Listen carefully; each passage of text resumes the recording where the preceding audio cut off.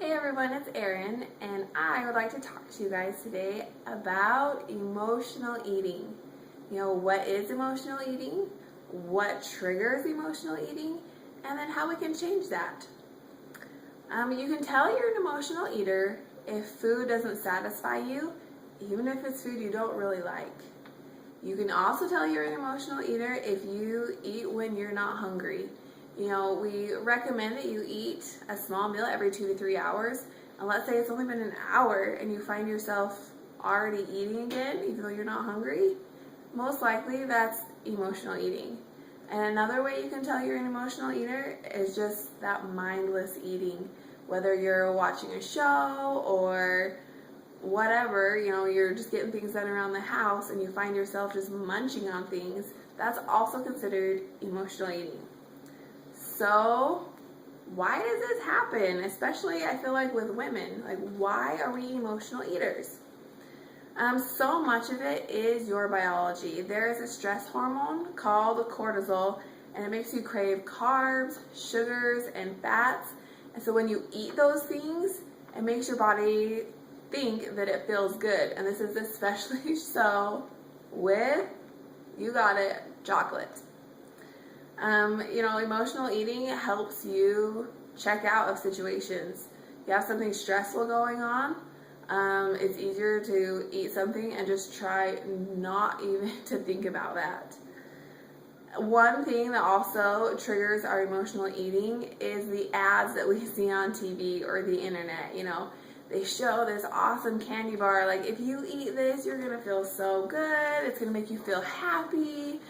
Whatnot, it triggers that emotion inside of us to eat that. Convenience. It's so much easier just to go to a vending machine, and pull something out. And then also for the social entertainment side, that definitely affects our emotional eating.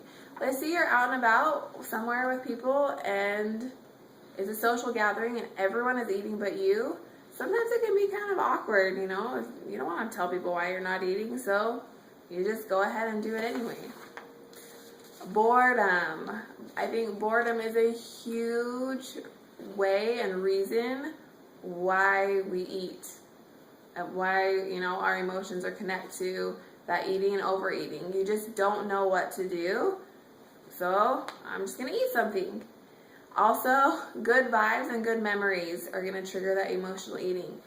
I know for me, I think this is what really does it. I love to bake, and my mom loves to bake. And I remember growing up, especially as I got a little bit older, we liked to try new recipes on Sundays. And so almost every Sunday, we would bake cookies or brownies or something and maybe give some away or maybe eat some. And so that's just one of those memories that I love, and I love doing with my mom, that I felt like I needed to carry on as well. Okay, so what can you do to change, to stop this emotional eating? The first thing is to be aware and to pinpoint those triggers. And a great way to do this is to keep a food journal, to log what you're eating.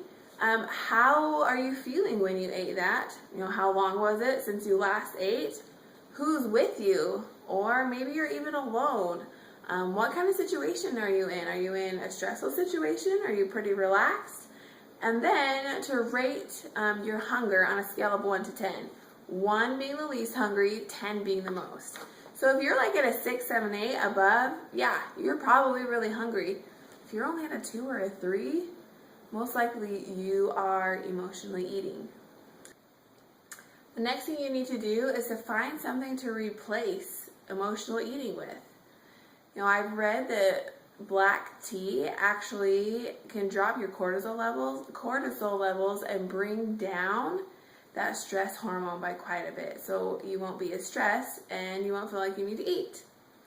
Another thing that really helps is to do something relaxing, self-massage, yoga, relaxation, meditation. Personally, I like to go on walks and then just have a few minutes of alone time. Did you know that when you close your eyes and you focus on the blacks behind the lids of your eyes, you can actually kind of trick your body into thinking that you're tired, and your body will relax and not feel as stressed. Also, you can do something like get on Pinterest and don't look at all the recipes for baked goods that we're planning a party. You're going to want to look at motivational quotes that are going to, help you get past that emotional time. Get on Facebook, reconnect with a friend, write in your journal, talk to somebody you haven't talked to for a while.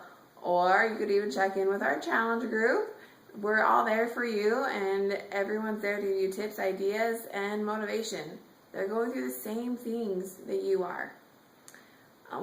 Last but not least, I want to talk to you about the importance of practicing what you've been taught.